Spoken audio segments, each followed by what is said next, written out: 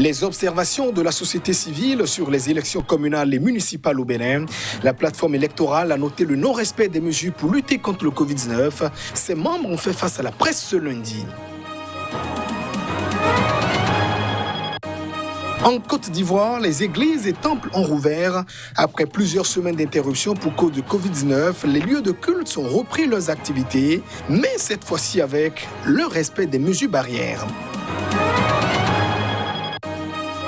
Et puis, en Libye, le gouvernement d'union nationale s'empare d'une base aérienne située à 140 km au sud-ouest de la capitale Tripoli. Une victoire symbolique sur son rival, le maréchal Khalifa Haftar. Et voilà, plus sommaire de cette édition. Merci de nous choisir pour vous informer. Les lendemains des élections municipales et communales au Bénin, le scrutin s'est tenu dimanche dernier avec un challenge, le respect des mesures sanitaires dans le cadre du Covid-19. Du début de la campagne jusqu'au jour du vote, la plateforme électorale de la société civile a pu noter que les mesures sanitaires imposées par le gouvernement ont été foulées aux pieds par les organisateurs ainsi que les électeurs. 5 partis politiques étaient en lice pour les élections communales du 17 mai 2020 tenues au Bénin. La plateforme électorale des organisations de la société civile a déployé 360 observateurs sur le terrain pour observer et rapporter les conditions de déroulement du scrutin.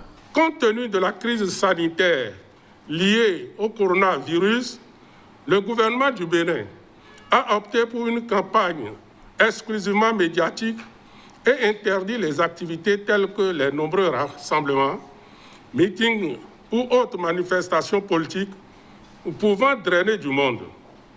Cependant, il nous a été donné de constater que ces mesures ont été violées par certains acteurs politiques qui n'ont pas hésité à mettre en péril la santé des populations dont ils sollicitent pourtant les suffrages. À titre d'exemple, le parti politique Union progressiste, le 2 mai 2020, a organisé dans l'arrondissement de Gambier 2 l'inauguration de son siège de campagne avec un rassemblement de plus de 50 personnes sans respect des mesures de prévention préconisées, notamment le port de masques et la distanciation sociale de 1 mètre au moins. De nombreux autres rassemblements et caravanes drainant du monde, organisés par d'autres partis politiques, sans aucun respect des gestes barrières, ont été constatés dans d'autres localités du pays, telles que Cotonou, Abomey, Porto Novo et dans la majorité des villes et villages du Nord.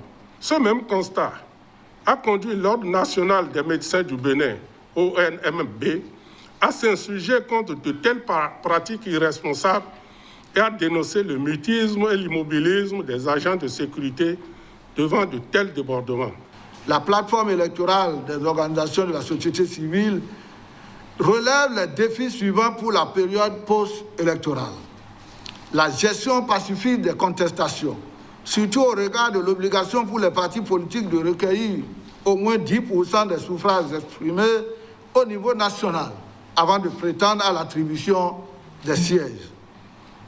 L'installation pacifique et l'acceptation par la population des élus communaux qui n'auraient pas eu le suffrage de la population au niveau local, mais auraient été retenus grâce à l'application des 10%. La gestion efficiente d'une possible augmentation fulgurante du nombre de cas confirmés de Covid-19, surtout au regard des nombreux constats relatifs au non-respect des mesures barrières. En attendant les résultats de ces élections, les populations béninoises continuent le combat contre le Covid-19. Le Burundi organise demain mercredi les élections générales, notamment la présidentielle. En dépit de l'épidémie de Covid-19, le président sortant, Pierre Nkurunziza, n'est pas partant, mais il a choisi son dauphin, le général Évariste Ndayishimiye, qui a été candidat du parti au pouvoir. Mais question, comment en est-il arrivé là? Qui est-il réellement? Élément de réponse dans ce reportage. Cacique du parti au pouvoir qu'il a choisi pour le représenter à la présidentielle de mercredi, le général Évariste Ndayishimiye est présenté par le CNDD-FDD comme l'héritier du président Pierre Nkurunziza, à la tête du pays depuis 2005. L'un et l'autre sont issus des rangs de la rébellion Hutu qui accéda au pouvoir à l'issue de la guerre civile qui a déchiré le pays en 1993 et 2006.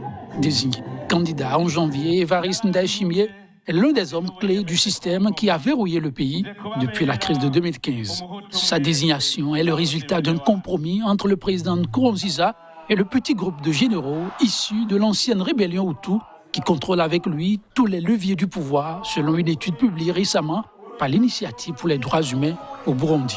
Le chef de l'État, qui aurait préféré un civil, Pascal Nyambenda, le président de l'Assemblée nationale, a finalement cédé face à ses généraux déterminés à ce qu'un militaire reste au sommet du pouvoir.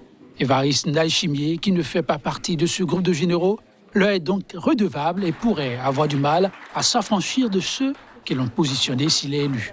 En tant que secrétaire général du parti au pouvoir depuis 2016, le général, qui paraît plus conciliant que son mentor, le président Pierre Nkurunziza, et les autres durs du régime, prône plutôt la tolérance politique.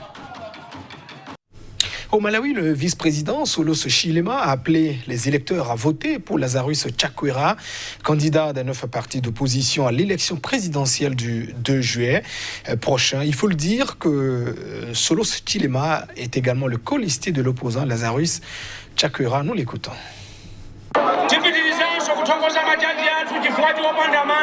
Nous continuons d'exhorter les juges de la Cour à travailler sans peur. Les 5 premiers juges et les 7 autres. Et nous n'oublions pas le juge qui a dit que nos cas devraient être réunis. Ils ont tous fait du bon travail. I think right now it's well known, it's well spelled. Malawi wants honest leaders. Maintenant, c'est connu. Le Malawi veut des dirigeants honnêtes. Le Malawi veut un dirigeant qui ne croit pas au népotisme, à la ségrégation. Un dirigeant qui ne considère pas que sa tribu, sa région.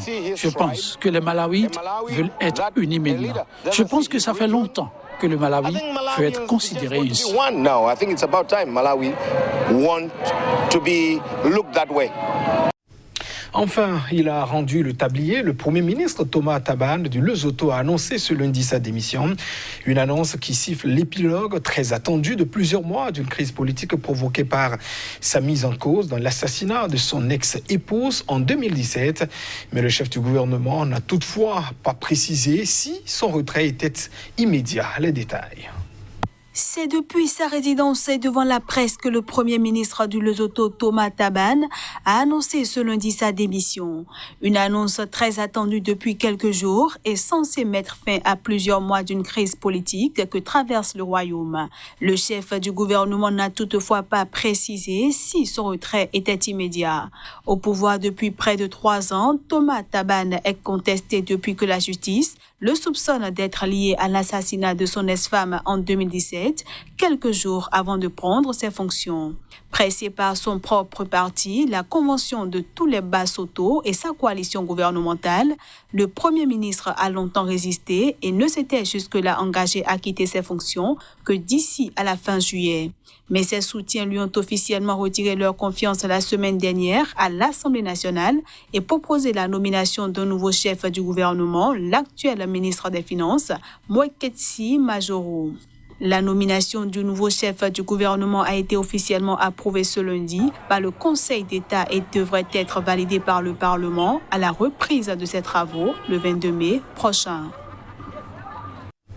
Les églises et les temples ont rouvert en Côte d'Ivoire après plusieurs semaines de fermeture due à la pandémie du Covid-19. Cette fois-ci, l'église a pris des mesures idoines pour faire respecter les mesures barrières dans le rang des fidèles. Quant à ces derniers, ils se sont dit très heureux de retrouver la voie des chapelles. Mais c'est la joie, la joie.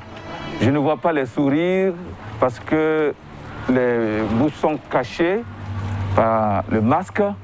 Mais c'est dans les yeux, je vois la joie dans les yeux de mes paroissiens et moi aussi je suis heureux. Maintenant que l'opportunité nous a été donnée, nous respectons scrupuleusement les consignes et nous avons fait un aménagement pour rester dans le cadre de la sécurité. C'est une grande joie car on sent vraiment la résurrection, que nous n'avons pas pu célébrer le jour de Pâques. Mais aujourd'hui, vraiment, on sent la foi dans notre Seigneur Jésus-Christ et sa gloire qui s'est manifestée. La base aérienne stratégique d'Al-Watia, située à 140 km au sud-ouest de la capitale de la Libye, Tripoli, de nouveau aux mains du gouvernement d'union nationale. C'est du moins ce qui a été annoncé par les autorités qui expriment leur victoire sur leurs rivaux, loyaux au maréchal Khalifa Haftar. Les pro-gouvernements d'union nationale ont intensifié les raids aériens contre leurs rivaux ces dernières semaines, visant notamment leurs lignes d'approvisionnement autour de la base d'Al-Watia et la ville de Tarouna, désormais la seule base arrière des pro-Haftar, située à quelques 80 km au sud-est de Tripoli. Aux dernières nouvelles, l'une des bases aériennes stratégiques du camp adverse est tombée aux mains du gouvernement d'union nationale. Jusqu'à lundi soir, les troupes du maréchal Haftar n'avaient pas réagi à cette annonce qui intervient après plusieurs semaines de siège et de tentatives infructueuses par les pro-gouvernements d'union nationale pour capturer cette base qui était utilisée par leurs rivales pour faire décoller leurs avions. L'homme fort de l'Est libyen essuie ainsi un nouveau revers dans son offensive contre la capitale libyenne lancée il y a un an. Et ce, après la perte il y a quelques semaines de 2 villes stratégiques dans l'ouest libyen. Lundi, le porte-parole des forces du gouvernement d'union nationale a indiqué que 3 systèmes de missiles de défense aérienne de fabrication russe ont été détruits entre dimanche et lundi avant leur déploiement dans la base d'Al-Watia. Depuis le début de l'offensive du maréchal Haftar, en avril 2019, les violences ont fait des centaines de morts et poussé à la fuite quelques 200 000 personnes. Et c'est la fin de cette édition. Merci de votre attention. Au revoir.